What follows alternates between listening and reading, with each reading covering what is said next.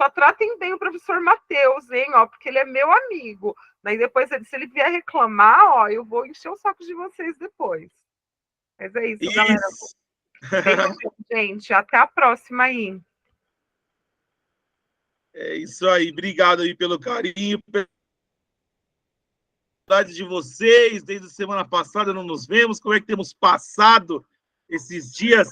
Estão preparados? Estamos quase chegando. Estamos quase chegando aqui. Hoje, aliás, hoje nós vamos começar a falar da vinda da corte para o Brasil, depois que eu terminar revoltas emancipacionistas, não é? Hoje vamos começar a falar da vinda de Dom João para cá, para alegria do Vitor Hugo, que aplaude ensandecidamente esse momento. Ah, chegou a sua hora, Vitor Hugo. Chegou a sua hora de brilhar. Mas antes, semana passada, eu tratei com vocês das revoltas nativistas. É importante que vocês leiam essas revoltas nativistas, tenham dimensão delas, né? Saibam principalmente a diferença entre nativista e emancipacionista, que nós comentamos, e essa semana nós vamos falar das emancipacionistas, ok? Então eu vou compartilhar aqui a tela com vocês. Deixa eu já compartilhar aqui.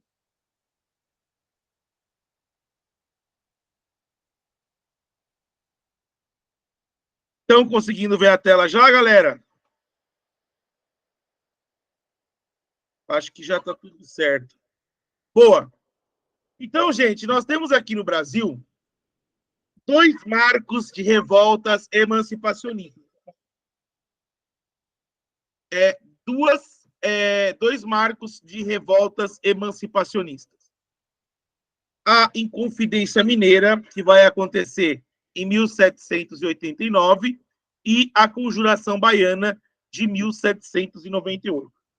E por que eu estou tratando essas duas com quadros comparativos? Porque é importante que vocês entendam totalmente a diferença entre uma e outra. O que une as duas revoltas, tanto a Conjuração Mineira quanto a Conjuração Baiana, né? O que une essas duas é a vontade de emancipar os territórios, ou seja, retirar os territórios do comando de Portugal, tornar os territórios independentes, ok? Então, e aí fica um questionamento, né? As pessoas falam, Inconfidência Mineira, vocês já escutaram falar do Tiradentes, tem o dia de Tiradentes, que é o 21 de abril, que é um feriado que todo mundo gosta de curtir. Mas o que eu tenho para revelar para vocês é, historicamente, o Brasil, nesse período, ele ainda não se enxerga como uma nação brasileira. Não se tem uma ideia de Brasil, tá? Tem-se a ideia do regionalismo. Eu sou mineiro, eu sou baiano, eu sou fluminense. Na época não se falava carioca para falar do Rio de Janeiro. Então não se tinha ainda uma dimensão do que era Brasil, do que seria Brasil, ok? Então, quando a gente fala de Inconfidência Mineira, a Inconfidência Mineira está falando da independência de Minas Gerais, tá? A Conjuração Baiana está falando da independência do território de Minas Gerais. E quem são os protagonistas dessa revolução? Todo mundo só fala do nome de Tiradentes, porque, na verdade, Tiradentes vai ser o punido por essa revolta, não é? Mas a verdade é que a elite mineira estava insatisfeita com o excesso de fiscalismo português na região das Minas, que eu já tinha falado para vocês na aula passada, né? Eu falei sobre as casas de fundição, falei sobre a cobrança do quinto, falei sobre a cobrança de captação, mas eu falei para vocês uma coisa importante, que eu vou retomar nessa aula. Eu quero ver quem lembra, porque eu falei disso que vocês não podiam esquecer na semana passada. Vamos ver quem vai lembrar. Qual que era o tipo de ouro que tinha no Brasil mesmo? Qual era o ouro que tinha no Brasil? Oi, alguém falou. Aluvião. Aluvião, muito bem. Vitor Hugo, meu querido, isso é muito importante, porque, como eu falei para vocês, esse ouro ele vai se esgotando, não é mesmo? À medida em que ele vai sendo retirado. E a coroa vai ficando insatisfeita com isso. Então, durante, inclusive ainda ali, o domínio do Marquês de Pombal, ele cria um imposto chamado derrama, que eu também falei para vocês da derrama já. O que era a derrama? A quantidade de ouro esperada por ano, os fiscais da região das minas eram autorizados a entrar na casa das pessoas e tirar tudo que tivesse de ouro para poder bater, né, a meta da coroa de arrecadação. Então, vamos supor, né, a Isadora falou a cobrança de impostos. Exatamente, era mais um imposto, né? Então, vamos supor que a coroa determinasse lá que o Brasil tinha que enviar 500 quilos de ouro por ano para Portugal. E que não chegou nessa quantidade. O Brasil enviou 400. Os 100 quilos que faltavam eram captados através da derrama. Então, eles entravam nas regiões, entravam nas casas e retiravam o ouro, recolhiam o ouro das pessoas até bater a meta da coroa. Tá? Essa era a derrama. Inclusive, vou contar uma curiosidade para vocês. Quem aqui já escutou a expressão santo do pau oco? Quem já escutou a expressão santo do pau oco? Já ouviram? A pessoa fala, nossa, essa pessoa é um santo do pau oco. Por quê? O que é o santo do pau oco? Nessa época, na região das Minas, as pessoas, por conta da derrama, passaram a esconder o ouro dentro das imagens de santos. Então, faziam a imagem do santo oca e guardavam o ouro lá dentro, para esconder o ouro, porque sabiam que as pessoas não iam procurar quebrar uma imagem para retirar o ouro. Então, elas escondiam o ouro dentro das imagens religiosas. Por isso, a expressão santo do pau oco surge no Brasil, tá? Por conta dessa história das Minas Gerais, da região das Minas. Então, vejam, os mineradores, a elite, quem está retirando o ouro, está insatisfeita com a quantidade de impostos cobrada na região das Minas. E aí, eles começam a se encontrar, né, para uma revolta, não é mesmo? E quem o sinal dessa revolta? Quando essa revolta começaria? Essa revolta começaria quando fosse decretada na região das Minas a derrama. Então, eles se encontram, começam a arrecadar armamentos. O próprio Tiradentes, ele vai ser responsável, não é mesmo? Pela compra de armas do Rio de Janeiro, né? O Tiradentes, que na verdade tem o nome de Joaquim José da Silva Xavier, chamado de Tiradentes, porque ele tinha como parte do seu ofício ser dentista, então ele tirava Tiradentes, não é mesmo? Então, ele também, essa história de que o Tiradentes era um pobre, não, ele não era pobre. Essa é uma revolta de elite de Minas Gerais. E não é uma revolta popular.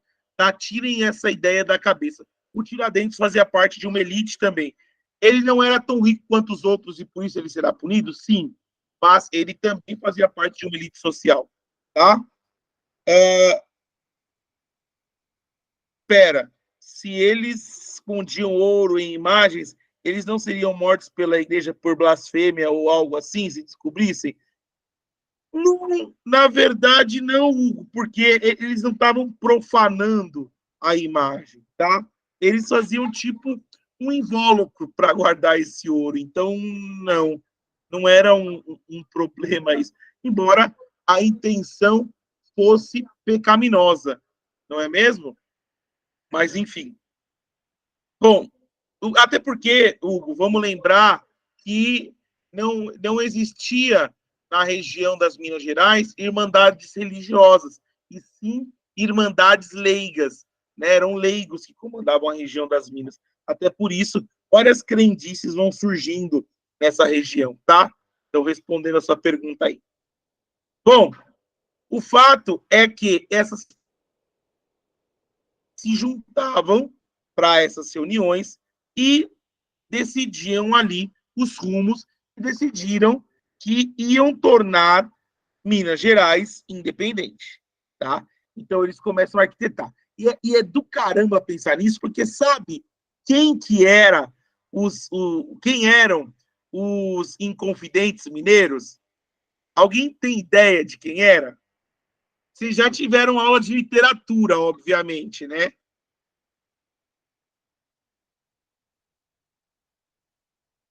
Vocês já tiveram. Vocês já ouviram falar de uma escola chamada Barroco? Não escutaram falar do Barroco? Barroco mineiro? Exatamente. A arte barroca que eu falei na aula passada, mas tem uma literatura barroca também, que é aquela coisa, o claro e escuro, né, do homem que peca e do homem que se arrepende, né? Vejam, metade dos inconfidentes mineiros eram poetas do barroco. Se a coroa pessoas, nós não teríamos grande parte da arte, da poesia barroca que a gente tem no Brasil. Porque a maioria dos inconfidentes mineiros eram da elite e faziam poesia barroca. Então, vejam que engraçado, né? Era a alta sociedade e intelectuais que queriam, de fato, a independência da região das Minas Gerais, né? Mas, o que é importante dizer aqui? Que eles queriam romper com Portugal? Queriam, né? Queriam romper com Portugal, mas eles não queriam mudanças profundas na sociedade na Inconfidência Mineira. Eles não se propunham a acabar com a escravidão, eles não se propunham, por exemplo, proclamar uma república, eles não se propunham a nada disso. E estavam sendo influenciados por quem? Estavam sendo influenciados pela independência dos Estados Unidos, que havia ocorrido, e pelo iluminismo, que começava a vir da Europa para o Brasil. Então, os ideais iluministas começavam a chegar aqui, aqueles ideais que eu tratei com vocês quando falei do Marquês de Pombal. Então, eles queriam uma nova sociedade, mas não queriam mudanças profundas, porque mudança profunda na sociedade significa, muitas vezes, inverter o polo do privilégio social, né? E essa não é a intenção do Inconfidente Mineiro, porque ele faz parte da elite, ok?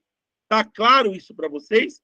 Então, a Inconfidência Mineira, ou Conjuração Mineira, é chamada de Inconfidência por conta da traição que vão fazer com o Tiradentes.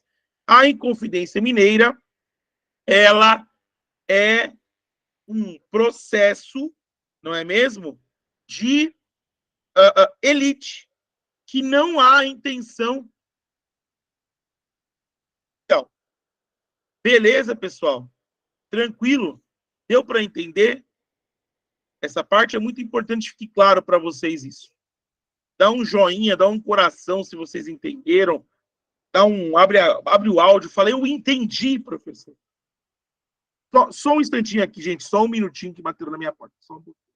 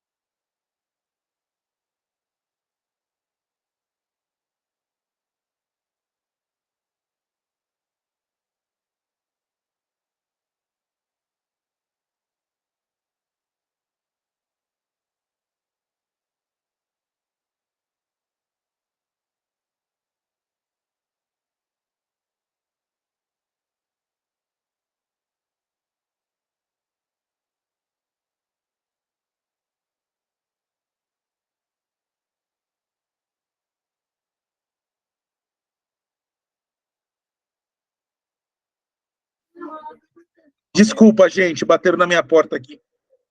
Vieram entregar o negócio. Bom, então, a Inconfidência Mineira, ela foi um movimento, tá? Não quer mudanças profundas na sociedade, apenas o fim do pacto colonial, mudanças sociais moderadas, quem fazia parte da aristocracia, classe média, militares e religiosos. Bom, Pedro, pode falar. Essas duas são emancipacionistas? Perdão, pode falar de novo? Essas duas são emancipacionistas?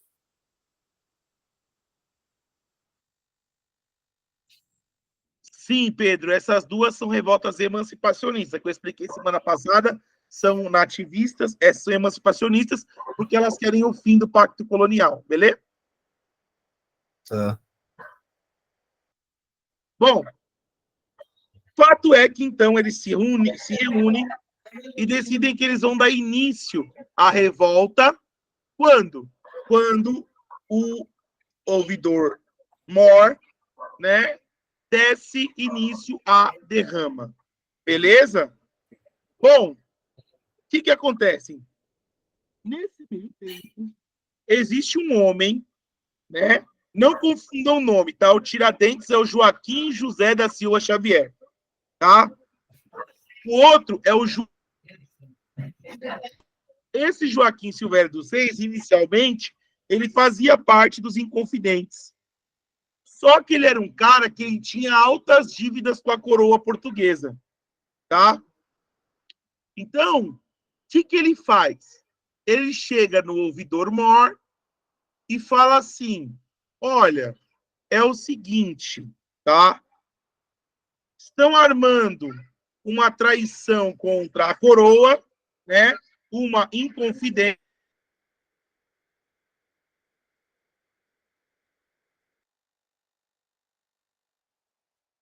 Estão armando contra a coroa, tá? Mas eu posso denunciar os inconfidentes se vocês perdoarem as minhas dívidas. Olha a proposta do Joaquim Silvério dos Reis. Estão, não é? Armando contra a coroa. Se vocês perdoarem as minhas dívidas, eu conto quem é. Olha só a traição. E aí, o que acontece? O ouvidor mor, claro que não é burro nem nada, vai falar: tá bom, me conta quem é que eu perdoo suas dívidas. E aí ele dá o nome de todos os inconfidentes. Nisso, antes de que a revolta acontecesse, né, a coroa manda prender os inconfidentes e quem vai ser punido? O Tiradentes. Tá? O Tiradentes vai ser punido. Como? Ele vai ser esquartejado. Tá? Exato. O cara literalmente uma de Judas. E guardem essa informação que o Hugo acabou de colocar aqui. Guardem essa informação que o Hugo acabou de colocar aqui. Que ele foi um Judas. Tá? Porque isso vai ser utilizado. Fato é, o Tiradentes morreu. Cara, ninguém lembrou mais do Tiradentes. O Tiradentes não virou um mártir num primeiro momento. Esqueceram a história dele, né? Ela vai voltar e eu vou explicar como. Ela vai voltar tão forte que o símbolo da bandeira de Minas Gerais é o símbolo da Inconfidência Mineira, né? Está escrito em latim libertas quaesera tamen, que significa liberdade ainda que tardia, tá? E isso vai voltar de uma forma muito forte, mas quando? Espera que eu vou explicar. Mas antes eu vou contar a história da Conjuração Baiana. Qual que é a grande diferença da Conjuração Baiana? A Conjuração Baiana, sim, deveria ser o nosso movimento de exemplo de emancipacionismo no Brasil. Essa, sim, deveria ser símbolo do nosso processo de independência. Por quê? Porque a Conjuração Baiana, que acontece em 1798, ela é feita pelo povo. Ela é popular. Quem está na frente da Conjuração Baiana são os negros escravizados, são os pobres da Bahia, tá? Ela, de fato, o fim do pacto colonial, mas ela pretende acabar com a escravidão. Isso é sensacional. Em 1798, estava se falando de acabar com a escravidão. Por quê?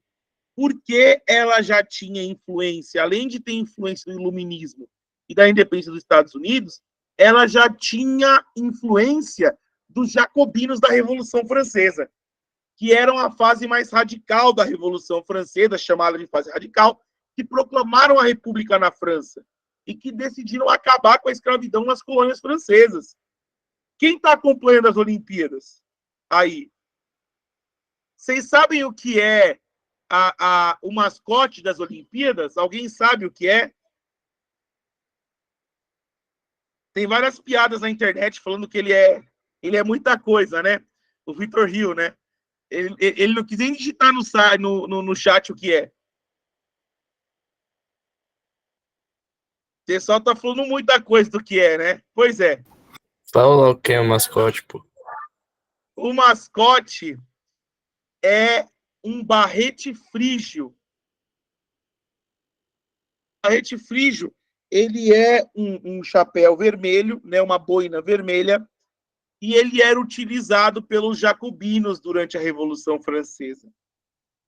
Esse barrete frígio, ele foi símbolo do ideal de liberté, liberdade, né? Afinal, foram os jacobinos os responsáveis pela proclamação da República na França, e marca ali o fim do antigo regime e a ascensão do povo, de fato, ao poder.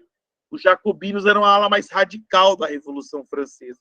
Então, o símbolo da Olimpíada de Paris é um barrete frígio para mostrar a ideia de liberdade. E essas ideias de liberdade da Revolução Francesa, que tinha sido iniciada em 1789, chegam ao Brasil e influenciam a população da Bahia, que vai conseguir, durante um período, a independência da região da Bahia, tá? E declaram o fim da escravidão, declaram a Bahia independente, mas a coroa vai chegar lá com os 2 pés no peito. Só que a ação da coroa, obviamente, ela foi muito mais radical com a Conjuração Baiana, porque enquanto a Inconfidência Mineira era da elite, a Conjuração Baiana era do povo. Então, a grande maioria das pessoas que participou da Conjuração Baiana foram mortas. Os principais líderes foram decapitados, tá? Então, há uma diferença muito grande na punição em relação à Inconfidência Mineira e em relação à Conjuração Baiana. Beleza, pessoal? Deu para entender a diferença entre uma e outra? Então, a Inconfidência Mineira é totalmente elitista e a Inconfidência, a Conjuração Baiana é totalmente popular, tá? O Pedro coloca aqui, não vou mentir, mas que mascote feio esse 2024. Pedro, teve muita gente criticando, mas ele é muito simbólico, cara, para vocês que vão estudar. Não sei em que parte vocês estão em História Geral aí. Vocês já estão aonde em História Geral? Conta para mim. Ainda estamos na Idade Média. Então, na Idade Média. Daqui a pouco vocês vão chegar em Revolução Francesa. E aí vocês vão ver que ele é muito simbólico. Embora tenha ficado meio esquisito o mascote, ele é muito simbólico para os jacobinos. De Revolução Francesa. Tem algumas histórias muito legais aí dessa ascensão do povo. E aí o fim do antigo regime. Mas vamos lá. Agora eu vou falar da construção da imagem do Tiradentes. Lembra que eu falei para vocês que o Tiradentes estava lá, mas que ninguém lembrava dele no final? Lembra disso? Que durante muito tempo ele ficou esquecido? Bom, pois é. Quem ressuscita o Tiradentes? A República. Quando proclama-se a República no Brasil, olha quanto tempo vai demorar. A Inconfidência Mineira acontece em 1700. A República só é proclamada em 1889. Olha isso. Então, em 1889, 100 anos depois, né, da Inconfidência Mineira é que vão pegar a imagem de Tiradentes e falar: pô, o Brasil precisa de um herói, né? O Brasil precisa de um patrono. Tanto que Tiradentes é o patrono da nação. Tem a imagem do presidente eleito e porque ele é uma espécie de padrinho da nação brasileira, tá? Então, o que vai acontecer aqui? Não é mesmo? Como é que essa imagem vai ser construída? Eles vão pegar essa história do Tiradentes, que é um cara da elite, e eu quero que vocês analisem essa imagem aí. Com quem que o Tiradentes está aparecendo? Quando vocês olham essa imagem, vocês lembram de quem? De Jesus. Exatamente, Isadora. Eles vão fazer a imagem de Tiradentes parecida com Jesus. E por quê? Porque vão pegar a história e vão falar, pô, teve um traidor, teve um Judas que traiu o Tiradentes. Jesus também teve um traidor. Jesus se sacrifica por nós. O Tiradentes também se sacrifica pelo Brasil. Então, eles vão fazer um misto da história religiosa com a história do Tiradentes para construir uma imagem de um herói brasileiro. E olhem como é representativa essa figura, não é mesmo? Reparem o corpo de Tiradentes. O que ele forma aqui? O que vocês conseguem enxergar do corpo do Tiradentes aqui? Observem bem o corpo do Tiradentes.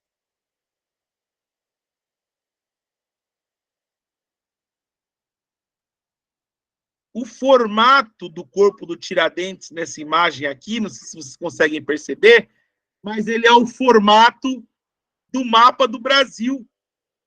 Olha só, vocês conseguiram notar isso? Olha o pé sendo a região sul, aqui subindo a parte da coxa dilacerada sendo a região nordeste. Olha isso.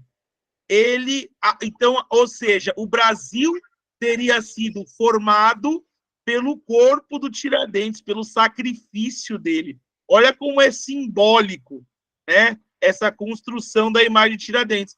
Eu associo ele com Jesus e eu falo que o corpo dele, a entrega dele, foi necessária para a formação do Brasil. Beleza, gente? Deu para entender?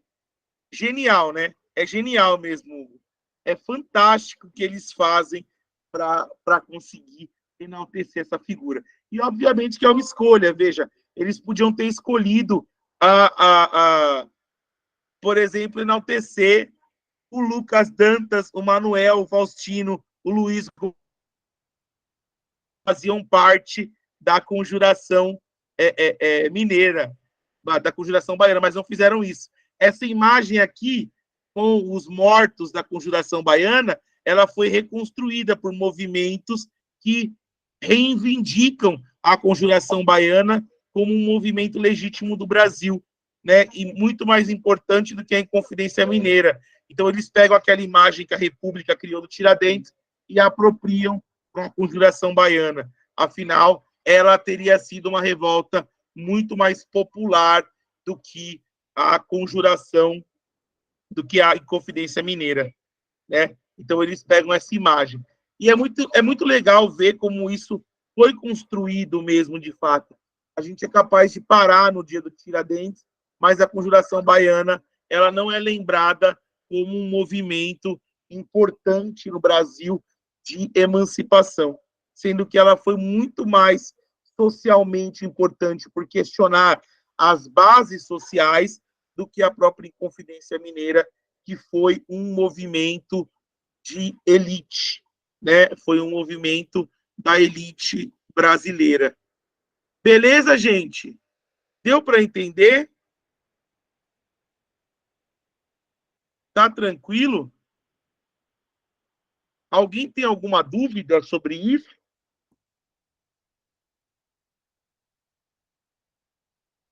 Viram que interessante essa construção da imagem do Tiradentes na República? Cara, literalmente o Brasil, para construir que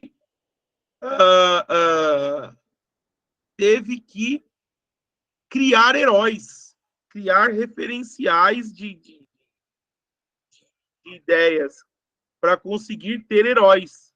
Olha isso, né? Eu construo os símbolos da nação. Ou seja, primeiro criam o Brasil para depois criar os brasileiros.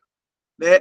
Essa ideia de Brasil, essa ideia de nação, ela é muito posterior à ideia de ter o território brasileiro. O território brasileiro é formado primeiro e para depois ir criando a identidade nacional. E é literalmente uma criação e uma escolha. Eu escolhi enaltecer o Tiradentes, mas eu escolho esquecer do João de Deus, do Luiz Gonzaga, do Manuel Faustino e do Lucas Dantas. Né? Eu tive um professor na universidade, um professor fantástico, né? O professor André Mendes de Oliva, foi um professor fantástico que eu tive na universidade, e ele escreveu neutralidade dos arquivos públicos. Bom, acho que vocês sabem o arquivo público tem um até na zona norte de São Paulo. O arquivo público, ele guarda documentos históricos, né? E durante muito tempo se defendeu a ideia de que os arquivos eles eram neutros, né? De que eles estavam ali só mesmo para guardar documentos. E o meu professor escreveu era justamente sobre a não neutralidade dos arquivos. O fato dos arquivos não serem neutros e escolherem aquilo que eles querem preservar e aquilo que eles querem destruir. E ele usou como base o fato de que no Arquivo Público do Estado de São Paulo, os documentos sobre escravidão ficavam sob um piso que, quando eles lavavam o chão do arquivo, esse piso, por ser de madeira, ele não aguentava e a água passava. E os arquivos que estavam embaixo dele eram molhados. Ou seja, todos os outros arquivos eram importantes. Os que tinham dados sobre as pessoas que tinham como escravas no Brasil eram vistos como não importantes. Então, eles podem ficar num lugar em que eles podem ser deteriorados. O Brasil, aliás, a história, por muitas vezes, quando ela não escuta o lado de quem perdeu, ela comete um erro, não é mesmo? O erro de escolher aquilo que ela quer enaltecer e aquilo que ela quer apagar. E, então, maciçamente, essa história popular, essa história do povo que lutou pela emancipação, ela é apagada, ela é ignorada. Isso vai acontecer. A exemplo disso, por exemplo, eu não sei se vocês sabem, né, para a gente concluir esse pensamento sobre o que se preserva, um exemplo contemporâneo. Hoje, se eu pergunto para vocês o que é o bairro da Liberdade em São Paulo, quem já foi ao bairro da Liberdade em São Paulo ou já ouviu falar do bairro da Liberdade em São Paulo? O que vocês lembram quando fala de liberdade hoje?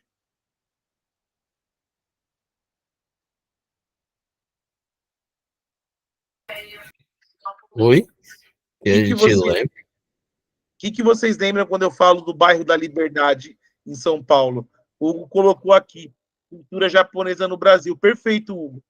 Mas e se eu contar para vocês que o bairro da Liberdade, na verdade, era um bairro negro, era um bairro de pessoas escravizadas, que são maciçamente expulsas da região central, assim como toda a irmandade que existia ali na região central do São Paulo, eles são maciçamente expulsos ali. Então, ali ficava, inclusive, o Palácio da Justiça, né? E muitas pessoas escravizadas foram enforcadas ali no bairro da Liberdade. Né? Por isso que eles chamam Liberdade, por uma questão de justiça. Ali ficava o Palácio da Justiça. Até um santo popular, que era um soldado negro, o Chaguinhas, ele vai ser condenado ao enforcamento, e ele vai resistir do enforcamento 3 vezes a corda em que ele ia ser enforcado arrebenta. Né? Então as pessoas passaram a crer que ele foi enforcado sendo inocente. E as pessoas começam a pedir coisas para eles. Na Igreja da Liberdade, do antigo cemitério, ali tem a Igreja dos Aflitos, não sei se vocês conhecem também a Igreja Nossa Senhora dos Aflitos, porque era ali que se faziam as missas para o enforcamento dessas pessoas que eram condenadas, muita de forma injusta. Então, essa história da liberdade ela é apagada. Eu escolho preservar a cultura japonesa ao ponto de colocar na estação do metrô o nome Estação Liberdade Japão, né? Japão Liberdade, mas eu apago toda essa história das Irmandades Pretas na região do centro de São Paulo. Eu apago a Nossa Senhora do Rosário dos Homens Pretos, que era uma irmandade, eu tiro a igreja da região central, coloco ela numa região mais afastada, mas eu acabo com a irmandade, né? Então, essa história, ela é apagada. Então, a história, ela não é neutra e ela é perigosa. Isso que é importante estudar história. Isso está no livro. Eu acho que eu já recomendei para vocês. Se não recomendei, recomendo que leiam, chamado Apologia à História, o Ofício do Historiador. Esse livro, Apologia à História, o Ofício do Historiador, ele foi escrito por um historiador francês chamado Marc Bloch. O Marc Bloch, ele foi um historiador que foi preso pelos nazistas durante a Segunda Guerra Mundial, tá? Parte da resistência francesa em Lyon, né? E, ao ser preso pelos nazistas, ele começa a escrever esse livro na cadeia, questionando o trabalho do historiador. E ele vai dizer que a história ela é perigosa. Quando a história ela não contempla as visões e ela não questiona os documentos, quando o historiador não pergunta quando foi escrito aquele documento, por que ele foi escrito, a história se torna perigosa, porque eu passo a reproduzir aquilo que está, mas todo documento ele tem uma intencionalidade. Ninguém escreve nada sem ter a intenção. Se você vai escrever uma carta de amor, você está amando aquela pessoa. Então, muito provavelmente, por exemplo, você não vai enxergar os defeitos daquela pessoa em uma carta de amor. A mesma coisa acontece em momentos da história em que há dominação. Vocês acham, por exemplo, que os nazistas escreviam documentos falando mal do nazismo? Obviamente que não, porque eles estavam apoiando aquilo naquele momento. Então, se eu pegar os documentos nazistas para tentar explicar a Alemanha a partir de 1939, muito provavelmente você vai chegar à conclusão de que o nazismo foi algo positivo. Se eu não escuto todas as outras evidências que o Holocausto, se eu não vou atrás dos judeus, você é capaz de escrever uma barbaridade dessa. Mas quando você questiona as outras fontes, você vê que não é assim que funciona. Ou seja, quando eu vejo a ausência de documentos, a ausência ela também me traz alguma coisa, né? Se eu não vou atrás de pesquisar a história dessas pessoas da Conjuração Baiana, eu vou achar que a coroa tinha razão em fazer o que ela fez. Porque na punição que, inclusive, eu dei para vocês lerem, por exemplo, do Filipe dos Santos, quando eu falei dela na semana passada, você vai ver que eles vão dizer que o Filipe dos Santos é um traidor. Ele é um tumultuador. Ele é uma pessoa que ele não merece estar na sociedade. Só que quando você pesquisa, você vê que não é bem assim. Então a história ela não é neutra. O discurso ele não é neutro. Sempre se escolhe aquilo que se quer preservar e aquilo que se quer. Por isso a história é perigosa. Porque a história ela pode justificar massacres. A história ela pode isentar pessoas bárbaras como os bandeirantes foram, por exemplo. Você pode até santificar uma figura de heroísmo. Por isso a história é perigosa. Por isso que certo, pessoal? Deu para entender? Achei que a gente ia conseguir começar hoje Dom João, mas não conseguimos, mas a aula passada, a aula que vem já passa para isso. E a gente já vai se encaminhar, a gente ainda tem bastante tempo para a gente prosseguir aqui. Gostaram da aula de hoje, gente? Alguma dúvida? Ficaram com alguma questão? Querem fazer alguma pergunta? Só querem dormir essa hora, né? São 10h15, todo mundo cansado. Tá tudo certo mesmo. Se manifestem. Gostaram da aula de hoje? Gostaram das reflexões de hoje? Beleza, pessoal. Então, foi um prazer inenarrável estar com vocês nas aulas de hoje. Incomensurável, indescritível. Um beijo enorme para vocês. Vou subir agora o slide no Drive. Um beijo enorme para vocês e até a próxima. Tchau, tchau, Isadora. Até mais. Tchau, tchau, Hugo. Até. Foi um prazer.